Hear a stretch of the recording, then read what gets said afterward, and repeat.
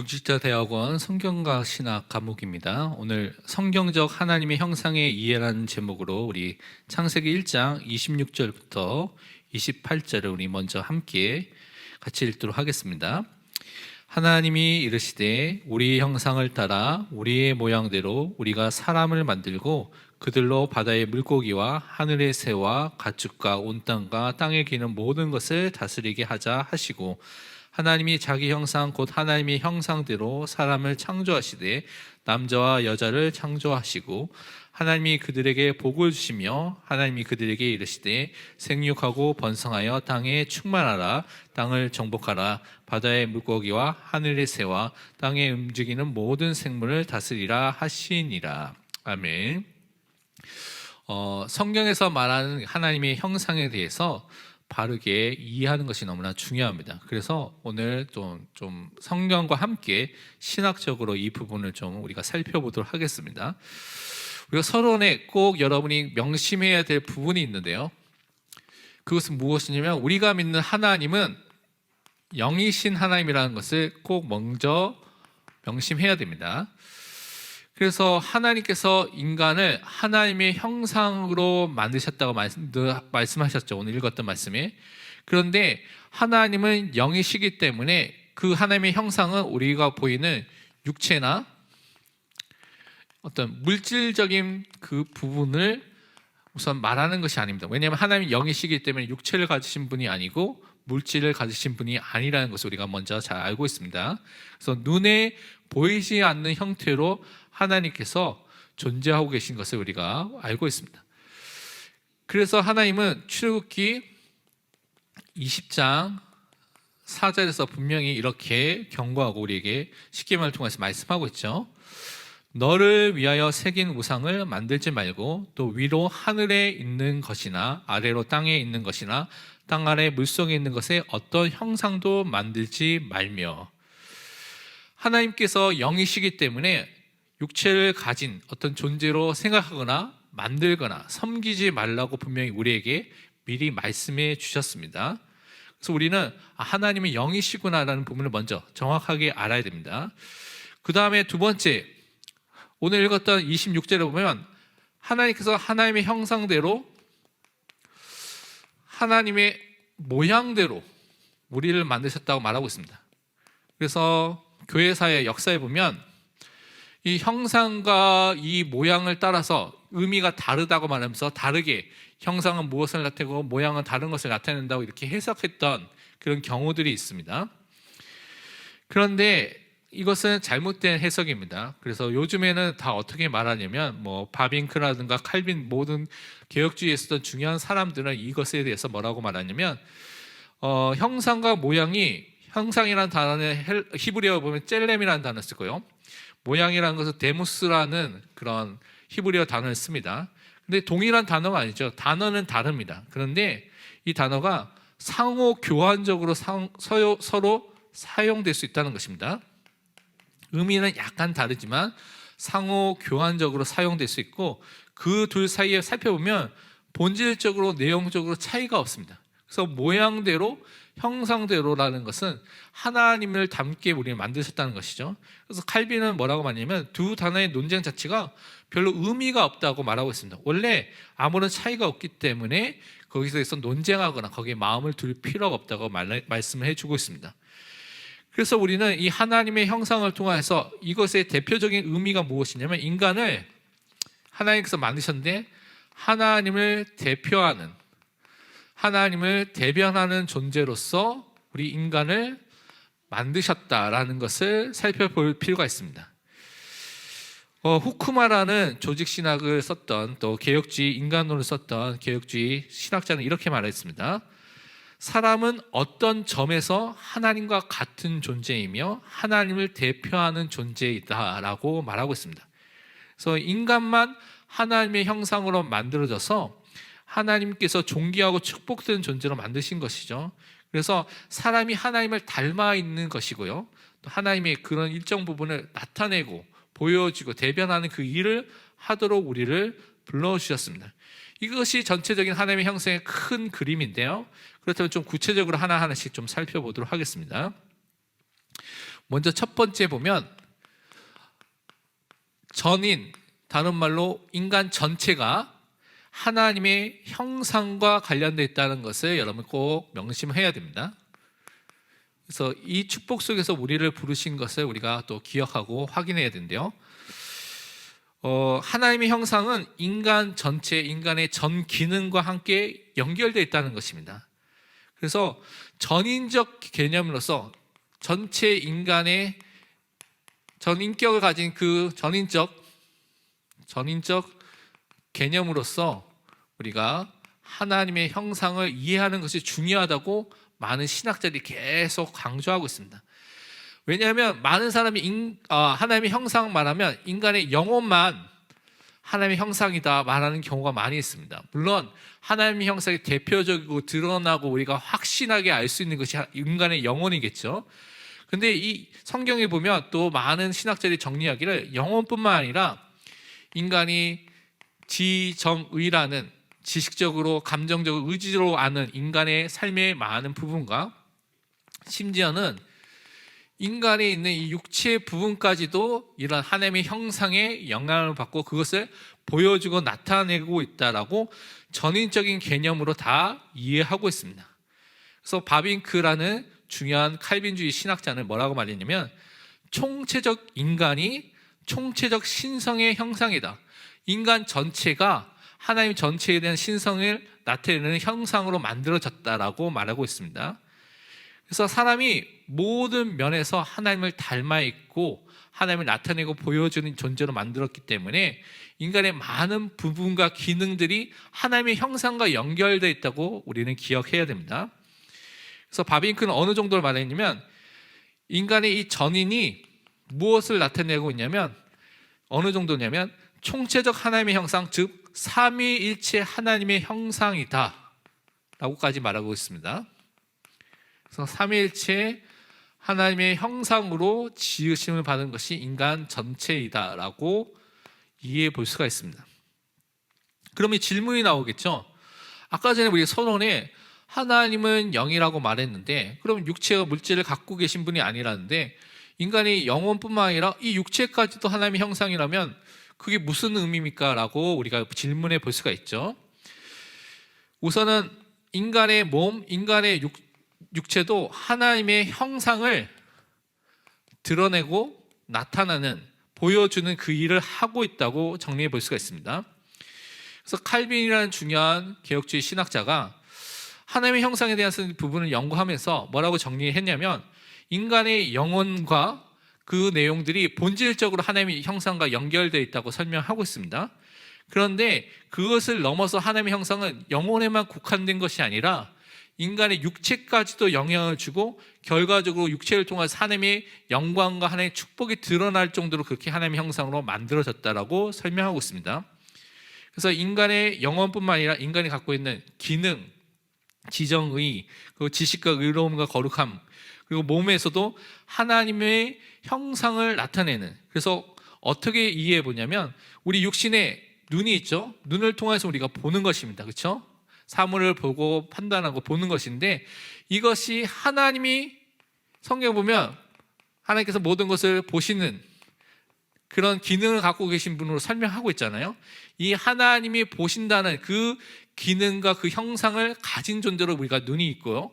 말하는 것도 그렇고 귀가 있는 것도 그렇고 우리 육신에 있는 듣는 것, 말하는 것, 또 모든 활동들이 이런 하나님의 형상에 대한 부분들을 부분적으로 나타내고 있다고 설명하고 있습니다. 그래서 이것이 하나님을 닮은 특성을 나타내는 것이다. 그래서 육신에도 이런 하나님의 형상에 대한 부분을 나타내고 있다. 그렇다고 해서 하나님이 육체를 갖고 계신 분이나 물질적인 분으로 생각하시면 안 됩니다. 그런 기능에 대한 부분이 육신적으로 표현되어 있다고 여러분이 이해를 하시면 되겠습니다. 그러면서 또 다른 하나님의 형상에 대한 개념을 보면요, 우리에게 주신 어떤 신적인 재능과 또 우리에게 주신 자연적인 재능으로서 하나님의 형상을 좀 살펴볼 수가 있습니다. 이것은 어떤 의미로 살펴보냐면 인간은 짐승과 다르게 창조된 것이죠. 하나님의 형상으로 창조됐기 때문에 짐승과 다른 부분들이 많이 있습니다. 많은 부분에서 우리가 유사점이 많죠. 흙으로 만들어졌기 때문에 많은 부분이 유사점이 많이 있습니다. 그런데 인간은 하나님이 주신 이성, 하나님이 주신 지혜를 가진 존재로 성경은 설명하고 있습니다. 그래서 잠언 1장 4절, 2장 11절을 보면 인간이 지식이 있고요, 명철이 있는 존재라고 말하고, 베드로서 2장 12절에는 이성이 없는 짐승이라고 말하면서 인간과 짐승이 완전히 다른 차이점이 있다는 것을 분명히 설명하고 있습니다.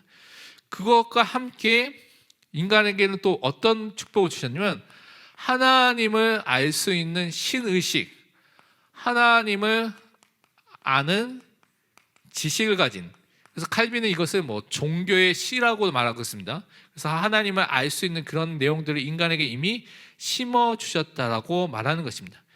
그런데 이 내용들이 사실은 죄로 인해서 다 인간이 타락하게 되면서 이것이 훼손돼 버리고요, 그것을 통해서 올바른 이것이 기능을 하지 못하는 것으로 바뀌게 됐습니다.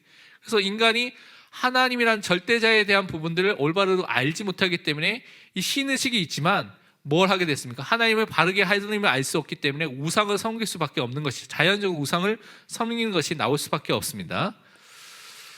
로마서 1장 19절에 보면 또 이렇게 말씀하고 있습니다. 이는 하나님을 알만한 것이 그들 속에 보임이라 하나님께서 이를 그들에게 보이셨느니라. 하나님을 알만한 그 지식을, 그 신의식을 원래 인간에게 주셨다는 것이죠. 그것이 하나님의 형상 속에 주신 축복인데요, 그것이 죄로 인해서 다 훼손이 되어버리고 망가지게 된 것을 우리는 확인해 볼 수가 있습니다. 그러면서 하나님의 형상은 어디에 제일 잘 나타났냐면 인간의 영혼 속에 제일 잘 나타나고 있습니다. 우선 우리가 잘 아는 창세기 2장 7절 말씀을 보면 이렇게 설명하고 있습니다. 인간을 만드신 장면을 이렇게 설명하고 있죠. 여호와 하나님이 땅의 흙으로 사람을 지으시고 생기를 그 코에 불어넣으시니 사람이 생명이 되니라 라고 되어 있습니다. 여기서 생기라고 되어 있는데요, 영어로 보면 breath of life라고 되어 있습니다.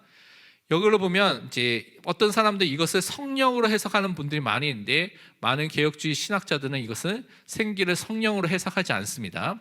왜냐하면 성령은요, 히브리어로 루하흐라는 원래 원어를 씁니다. 근데 여기서 나온 breath라는 단어의 이 생기로 단어 있는 히브리어는요, 뇌샤마라는 다른 단어를 씁니다. 원어 자체가 다릅니다. 성령을 나타내는 루하흐라는 단어가 아니라 그냥 숨이라고 나누는 그것을 표현하는 원어를 쓰고 있습니다. 그래서 사람이 이 부분에 대해서 바빙크는 그래서 정리하기를 생기는 생명의 원리를 하나님께서 우리에게 주신 것이다. 그리고 생명은 인간의 본질이다. 그래서 인간을 이것을 통해서 아까 땅의 흙으로 만드시고 생기를 불어넣어서 뭘 창조하셨냐면 인간에게 영혼을 주신 것으로 우리가 믿고 있는 것이죠. 그래서 인간은 영혼이 있는 존재로 만들어지게 된 것입니다. 그래서 우리는 이 영이신 하나님을 닮은 인간은 영혼이 있는 존재로 인간이 살고 있는 것입니다. 근데 이 특징을 보면 이제 인간이 좀 재밌는 특징인데요, 인간이 흙으로 만들어지고 영혼이 있는 존재이기 때문에 약간 중간적인 위치에 있습니다. 다른 말로 인간은 감각적이고 물질적인 존재로 살고 있죠. 그래서 그런 흙으로 지어진 것을 보면 동물과 참 비슷한 부분이 있는 것처럼 보입니다. 그런데 우리가 이성적이고 영적인 영혼이 있는 존재로서는 뭐와 또 비슷합니까? 영물인 천사와 비슷합니다. 그런데 우리는 동물도 아니고 천사들도 아닌 하나님의 형상으로 만들어진 하나님의 자녀로 우리를 불러신 것이죠. 그래서 바빙크는 말하기를 천사와 달리 인간의 영적인 요소들은 몸에 적합하도록, 이 영혼이라는 것이 몸에 적합하도록 몸을 위해 구성되도록 만들어졌다라고 말하고 있습니다. 그래서 인간론에 보면 인간이 영혼이 있고 아까 전에 말했던 육체가 있는데 이 영혼과 육체를 예전에는 많이 이분법으로 영혼과 육체라는 것을 두 가지로 딱 나눠서 설명하거나 또 뭐 영혼육으로 설명하는 것이 있습니다. 삼분법. 근데 영혼육은 사실은 성경적인 개념은 아닌데 헬라의 철학적인 개념입니다. 그래서 오늘날의 많은 개혁주의 신학자들은 뭐라고 설명하냐면 우리 영혼과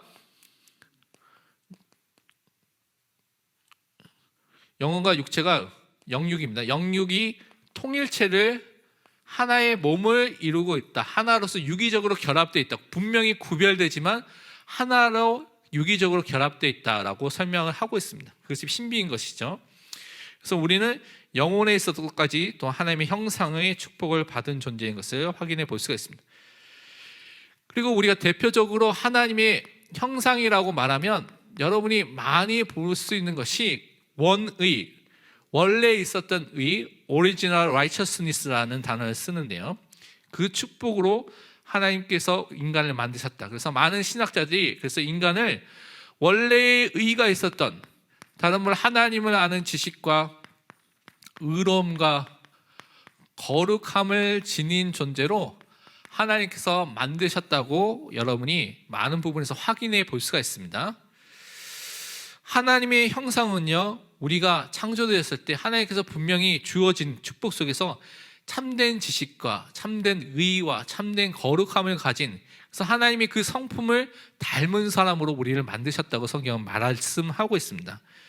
그래서 육체적으로나 도덕적으로 인간은 성숙한 어른으로서 창조됐죠. 원래 아담과 하와가. 그래서 여러분에게 있는 지식은 이 지성을 통하여서 하나님을 알 수 있는 존재로 여러분을, 인간을 만드셨다는 것입니다. 그리고 우리는 의로움을 통해서 우리의 의지가 정말 하나님만을 바라보는, 또 불의한 것이 아닌 그 하나님 위해서 살 수 있는 은혜를 주신 것이죠. 또한 그와 함께 거룩함이 있는 마음, 그 감정을 허락해서 거룩한 것을 위해서 살 수 있는 그런 상태로 인간을 만들어 주셨습니다. 그래서 하나님 아는 지식을 가지고 이 일을 누리도록 우리에게 원래 이런 축복을 주신 것이죠. 근데 이 원인은 또 무엇을 통해서 나타나냐면 우리에게 주신 삼중직적인 그런 사명과 관련되어 있습니다. 사실 뒷부분에 또 설명되겠지만 우리가 예수 그리스도의 그런 삼중직적인 사명을 가진, 그 기능을 가진 사람으로 하나님의 형상 속에서 만들어졌는데요. 여러분이 골로새서 3장 10절에 보면 이렇게 말씀하고 있습니다. 새 사람을 입었으니 이는 자기를 창조하신 이의 형상을 따라 지식에까지 새롭게 하심을 입은 자니라. 우리를 창조하신 하나님의 형상을 따라서 어떻게 해요? 우리의 지식이 이제 새롭게 되는 은혜를 받았다고 분명히 말씀하고 있습니다. 예배소서 4장 24절에도 또 이렇게 설명하고 있죠. 하나님을 따라 의와 진리의 거룩함으로 지으심을 받은 새 사람을 입으라. 하나님을 따라서, 하나님을 닮아서 우리가 의와 진리요, 의와 거룩함을 가진 존재로 새 사람이 된 것을 분명히 또한 말씀하고 있습니다. 왜냐하면 이 뒷부분에 나오겠지만 이 원인은 원래 가졌던 지식과 의와 거룩함은 죄를 지었을 때 다 상실하고 없어져 버렸습니다. 그러니까 우리의 스스로는 하나님 아는 지성도 있고 지식도 없고요, 의로움도 전혀 없고요, 죄인이기 때문에 또한 거룩함이 하나도 없는 존재로 완전히 바뀌게 된 것이죠. 그런데 예수 그리스도를 믿을 때 우리 지식에 있어 우리의 의와 거룩함이 새 사람을 입은 사람은 완전히 변화되고 완전히 바뀌게 된 것을 설명해 주는 것입니다. 그리스도 예수님 안에서 회복된 하나님의 형상을 가진 사람은 하나님을 아는 지식을 갖고요, 진리와 의와 거룩함을 가진 존재로 바뀌게 됐습니다. 하나님을 아는 이 지식은요, 뭐와 관련이 있냐요? 선지자 직분과 관련됐습니다. 하나님을 알고 누리는 그 축복을 우리에게 주신 것이죠. 그리고 또한 거룩함이라는 것은 뭐와 관련되어 있냐면 제사장 직분을 통해서 죄의 문제가 해결되고요, 거룩해지는 그 축복과 관련되어 있습니다. 또한 의로운 것은 진리의 의는 의롭게 세상을 통치하고 다스리는 이 왕의 직분과 관련되어 있죠. 그래서 우리가 이런 직분의 축복을 받게 된 것을 또 우리는 확인해 볼 수가 있습니다. 그래서 나용화 박사님이 그것을 정리한 것들을 여러분이 또한 책을 보면 볼 수가 있습니다. 그러면 좀 더 구체적으로 다섯 번째로 우리에게 계신 기능적인 또 역동적 자질로서 기능적 자질로서의 그 하나님의 형상에 대한 부분을 좀 보도록 하겠습니다. 이것은 삼중직을 통하여서 삼중직적인 관점에서 살펴보도록 하겠습니다. 먼저 헤르만 바빙크라는 그 신학자가 이제 이 부분에 대해서 뭐라고 설명하냐면, 인간이 선지자의 그 축복을 받았는데 하나님을 설명하고 하나님의 탁월하심을 선포하는 자로 원래 부르심을 받았다라고 설명하고 있습니다. 그리고 인간이 제사장으로서 모든 창조된 것을 하나님께 거룩한 제물로 드리는 그 제사장이 그 역할을 하도록 부르심을 받았다라고 설명하고 있습니다. 또한 인간은 왕으로서 모든 것을 공의와 바른 것으로 인도하고 다스리는 역할로 하나님께서 그들을 세우셨다. 그래서 원래 인간이 선지자, 제사장, 왕이라는 삼중직적인 사명과 그 역할을 이미 받았습니다. 그래서 우리가 그 은혜를 주신 것이죠. 특히 우리는 선지자 직분에서 본 우리에게 주신 하나님의 형상의 기능적인 부분을 보면요, 많은 부분이 있겠지만 하나님의 형상으로 창조된 이 인간은요, 하나님의 말씀을 받았습니다. 아담이 하나님의 말씀을 받았죠. 그 말씀을 통해서 하나님께 예배드리고 하나님을 바라보는 존재로 인간을 원래 만드신 것입니다. 말씀을 받고요, 그 아담은 그 말씀을 하와에게 전달하는, 선포하는 그 직분을 원래 가진 것입니다. 그것이 인간에게 원래 주신 것이죠. 욥기서 33장 4절에 보면 이렇게 말씀하고 있습니다.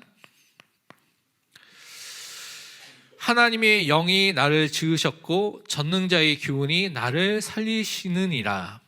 인간이 영원히 있는 존재고요, 성령 하나님께서 인간을 창조하셨기 때문에 우리가 영적인 존재로 살고 있는 것입니다. 그래서 인간이 영원히 성령과 교통하는 축복을 누리게 됐다고 나영아 박사님은 그렇게 설명을 하고 있습니다. 그래서 우리가 그 축복 속에서 하나님을 알고 하나님을 누리는 존재로 세워지게 된 것입니다. 그래서 이 인간은 선지자로서 하나님으로부터 오는 말씀을 받고 그것을 말하는, 또 하나님을 향해서 예배하는 존재로 항상 서게 된 것입니다. 두 번째, 우리가 제사장적인 직분을 통하여서 우리에게 주신 하나님의 형상의 기능을 좀 살펴보면요, 제사장은 인간을 대표해서 하나님 앞에 서서 인간의 죄를 갖고 그것을 놓고 기도하고 중보기도도 하고요, 또 제사 제도를 이루는, 행하는 사람이 이 제사장입니다. 그래서 이 제사장은 자기가 아니라 다른 사람들, 이웃 동료를 위해서 그 일을 감당하는 사람으로 세워진 것이죠. 그렇기 때문에 하나님의 형상으로 창조된 인간에는 자기만 사는 것이 아니라 이 죄사함을 통하여서 다른 사람을 섬기고요, 그 사람을 놓고 기도하고 그 사람을 돕는 그런 직분과 역할을 우리에게 이미 허락해 주신 것입니다.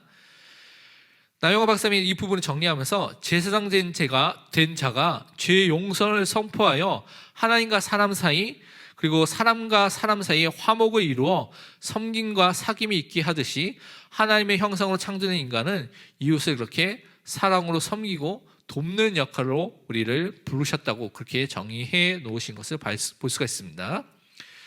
그러면서 우리에게 주신 왕적 직분으로서 본 하나님의 형상의 기능적인 축복을 보면요, 인간에게는 이미 피조물에 대한 부분을 정복할 수 있는 정복권, 또 다른 단어는 지배권을 주셨습니다. 그래서 인간이 다른 존재가 아니라 이 땅에서 청지기적 왕, 대리적 왕으로서 세워짐을 받은 것이죠. 그래서 하나님 대신에 이 땅을 정복하고 다스리는 축복을 받은 것이 바로 인간입니다. 그래서 우리는 이 축복 속에서 모든 현장을 정복하고 다스려서 하나님 대신에 그 현장을 올바르게 유지하는 그 축복을 받은 것이죠. 야고보서 4장 7절에는 또 이렇게 말씀하고 있습니다. 그런즉 너희는 하나님께 복종할지어다 마귀를 대적하라, 그리하면 너희를 피하리라. 예수 그리스도가 이미 사탄의 모든 권세를 다 깨뜨리고 승리하셨습니다. 그래서 이 예수 그리스도의 이름의 권세를 통하여서 우리는 마귀를 대적할 때, 또한 예수 그리스도의 이름의 권세를 통해서 우리는 동일하게 승리하게 되는, 또한 완전한 자유와 해방을 누리게 되는 응답을 우리에게 주신 것입니다. 예수 그리스도에게 속한 자들도 왕적 권세로서 마귀를 대적하여 승리하게 되는 축복을 주신다고 또 나영아 박사님도 설명하는 것을 우리는 확인해 볼 수가 있습니다. 그래서 우리는 이미 우리에게 이런 선지자, 제사장, 왕적인 사명과 그 직분과 그 역할을 주셨다는 것을 또한 확인해야 되겠습니다. 그러면 여섯 번째로, 이 하나님의 형상이 그런데 우리에게 이 축복을 계속 누려야 되는데 이것이 훼손돼 버리고요, 상실돼 버리고 그것이 다시 회복되는 그 은혜를 주신 것들을 우리가 확인해 볼 수가 있습니다. 우선은 왜 훼손되고 없어졌느냐? 인간이 하나님 말씀에 대한 불신앙, 불순종의 죄로 인하여서요, 하나님을 떠나게 된 상태로 인간이 타락하게 되면서 사탄의 종, 죄의 종, 사망의 종이 되어버렸습니다. 그래서 죄와 타락 속에 빠지게 되니까 하나님의 형상이 파괴됐습니다. 그래서 이 부분에 대해서 이제 신학자마다 의견들이 좀 나눠지는 부분들이 있는데요. 우선은 가장 중요한 것이 우리가 원래 갖고 있던 원의, 거룩함과 또 하나님 아는 진리, 지식과 또 의로움이라는 것은 이것은 다 상실, 없어지게 됐습니다. 그래서 우리의 힘으로는 하나님을 알 수 있는 지식도 없고요, 하나님 앞에 죄인으로밖에 설 수밖에 없는 그런 존재로 바뀌게 됐고요, 그것을 통하여서 거룩함이 하나도 없는, 뭔가 하나님 앞에서 완전히 더러운 존재로 설 수밖에 없는 그 존재로 완전히 바뀌게 된 것입니다. 그래서 이 원이라는 것은 다 상실되고 없어졌습니다. 그런데 이 원이 말고 인간에게 있는 다른 하나님의 형상들이 있죠. 그런 다른 내용들은 예를 들면 죄로 이제 삼중직의 기능과 인간의 이성과 지혜와 그리고 영혼과 같은 이런 모든 부분은 죄의 통치 아래에 들어가기 때문에 어떻게 됩니까? 이것이 심각하게 훼손되고요, 왜곡이 되어 버렸습니다. 그래서 원래 하나님이 만드신 대로 기능을 하는 것이 아니라 죄의 지배 속에, 또한 사탄의 지배 속에서 완전히 다르게 기능하게 되는 것으로 완전히 바뀌게 된 것입니다. 그래서 그렇게 인간이 하나님을 알 수 없는 상태로 완전히 바뀌게 된 것을 말씀하고 있는 것입니다. 이것 때문에 이제 개혁주의 신학에서는 뭐라고 말하냐면, 이제 이 부분을 협의, 좁은 의미의 하나님의 형상과 광의, 넓은 의미의 하나님의 형상으로 나눠서 좁은 의미, 이렇게 원의와 같은 좁은 의미의 하나님의 형상은 상실, 없어져 버렸고, 그리고 넓은 의미, 광의의 그런 하나님의 형상은 왜곡되고 손상되었다, 이렇게 표현하기도 합니다. 그건 뭐 여러 가지 그렇게 표현의 방법이겠죠. 전도서 7장 29절에서는 그래서 이렇게 말씀하고 있습니다. 내가 깨달은 것은 오직 이것이라, 곧 하나님은 사람을 정직하게 지으셨으나 사람이 많은 꾀들을 낸 것이니라. 원래 정직하게 만드셨는데 인간이 타락한 이후에는 하나님의 정직한 삶을 살 수가 없죠. 그 악한 꾀를 내고요, 자기 중심으로 자기 것을 원해서 사는 성정으로 완전히 바뀌게 된 것입니다. 그러면 우리가 이렇게 훼손된 하나님의 형상을 어떻게 회복할 수 있겠습니까? 우리의 힘으로는 불가능합니다. 그래서 하나님께서 누구를 보내주셨습니까? 예수 그리스도를 보내주셨는데, 이분이 완전한 하나님의 형상을 가지신 분으로 오시게 된 것입니다. 이 의미는 우리와는 완전히 좀 차이가 있습니다. 그것을 보면 예수님은요, 절대적 의미에서 하나님의 형상입니다.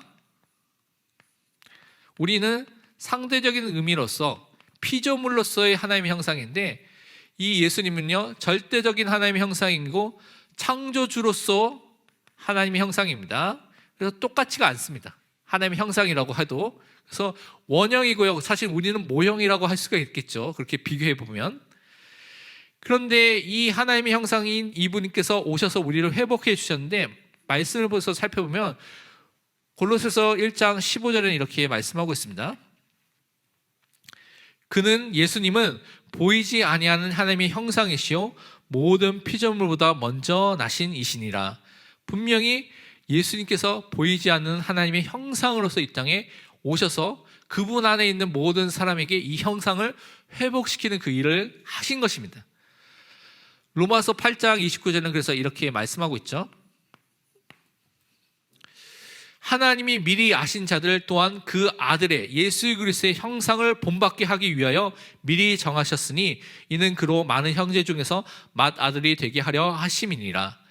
예수 그리스도 안에 있으면 예정되고 선택된 그 사람들은 그 형상을 본받아서 변화되게 되어 있습니다. 원의가 다시 한번 회복되고요, 없어졌던 이분이 회복되면서 심각하게 훼손되고 왜곡됐던 이 모든 부분들이 다시 회복되는 그 일들을 우리 삶 속에 하나님께서 하시는 것입니다.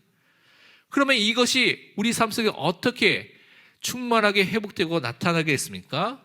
그때는 우리가 살고 있는 때가 아니라 예수 그리스도가 재림하실 때, 그때 우리는 충만하게 우리 삶 속에 완성된 이 하나님의 형상의 축복을 누리게 되는 것입니다. 말씀을 통해서 확인해 보면요, 고린도 후서 3장 18절에 이렇게 말씀하고 있습니다.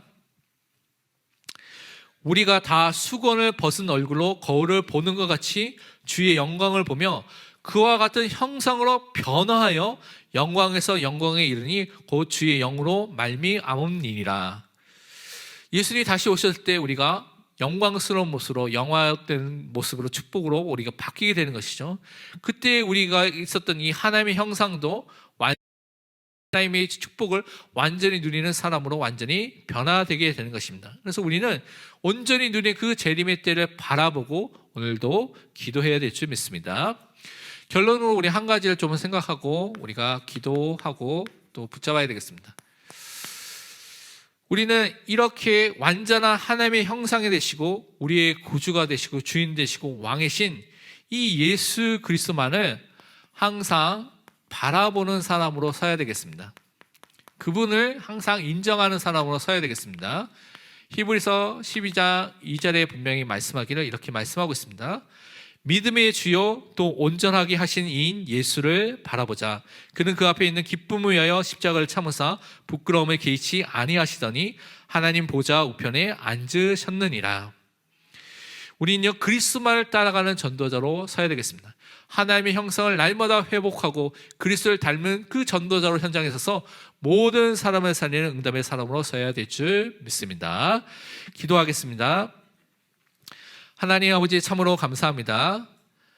우리를 하나님의 형상으로 만드셔서 하나님을 대표하며 하나님을 증거할 수밖에 없는 하나님의 사람으로 세워주심을 감사드립니다. 죄와 타락을 인해서 훼손됐고 상실되었던 모든 부분을 예수 그리스도를 통해서 회복시켜 주시며 예수 그리스도 안에서 이것을 날마다 또한 확인하고 회복하는 은혜를 허락하여 주심을 감사드립니다. 우리 삶 속에서 오직 예수 그리스도만을 바라보게 하시고 그리스도를 따라가는 전도자가 되게 하시며 우리의 주인 되시고 왕 되신 목자 되신 그리스도를 인정하는 것을 통하여서 날마다 하나님의 형상을 회복하며 그 하나님의 형상을 증거할 수밖에 없는 전도자로 세워주옵소서. 감사드리며 살아계신 예수 그리스도의 이름으로 기도합니다. 아멘.